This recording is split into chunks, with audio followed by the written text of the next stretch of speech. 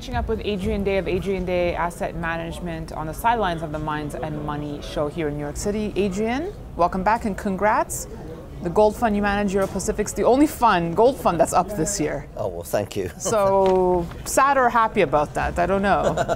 Well, obviously, I'm happy to be number one this year, but I think I can say that. But it is astonishing how difficult it is to make money in the gold business.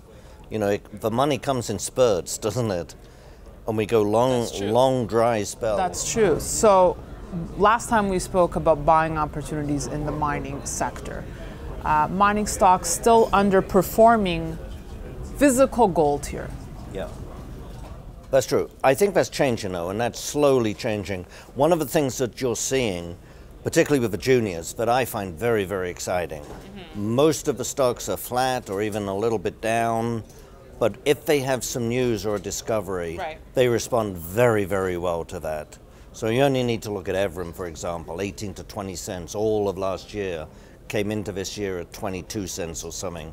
They had a discovery, just trenches, mind you, but so discovery is not the right word, but they had some astonishing trench results on a new property. Stock went up to $1.60. Right, that's all it takes, right? Stocks will respond to good news. And that's interesting because 12 months ago, 24 months ago, they weren't even responding to good news. So I think we're beginning to see that turn. Looking at the gold price, you know, the argument is made that it's investor demand really driving the price of gold for the past 2 years here, you know, but we're not getting a rally, so how do you see it playing out here? Well, I think we're still in that phase where the stock market's doing reasonably well. People think they're still making money in the stock market. And people are still attracted by Bitcoin and marijuana. You know, I moderated a panel focused on gold yesterday, just to be different. And you know, the consensus was that there's this interest in the gold market, that investors just don't care about gold. Do you agree? I'm not sure that's completely true. Certainly if you look at the flows into the ETFs, if you look at the physical market, the physical market is not roaring, but it's certainly doing okay. You know, we were up 13% last year. That's not so bad. If the stock market hadn't been doing so well, we'd all be talking about gold up 13%. The lack of interest is in the stocks. That's where the real lack of interest is, and particularly the juniors. And I think a lot of that is the cryptocurrency stocks and the marijuana stocks and the cobalt stocks and all these things taking money away from the gold stocks. But as we begin to see more and more companies with news, whether it's an Adrian with their great trench results or whether it's Nevson and the Lundin, you know, takeover offer, we're seeing more and more and more of that. So I see these are probably two of your top picks. I'm sensing.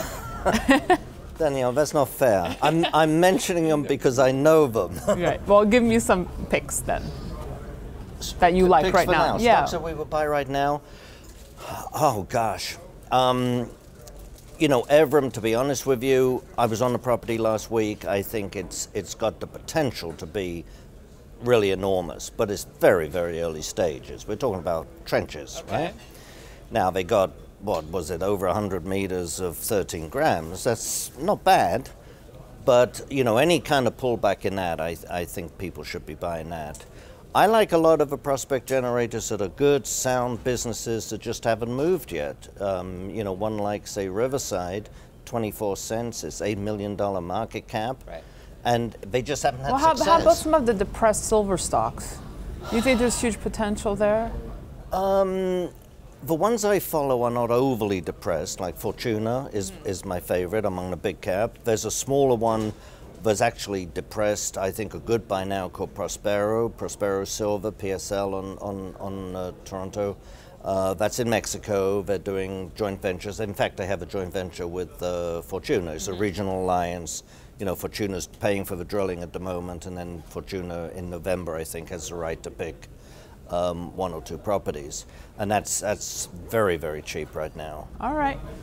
We'll see what's in store, Adrian. I'll see you soon. That's it? Thank you. I'm sorry. Thank you very much.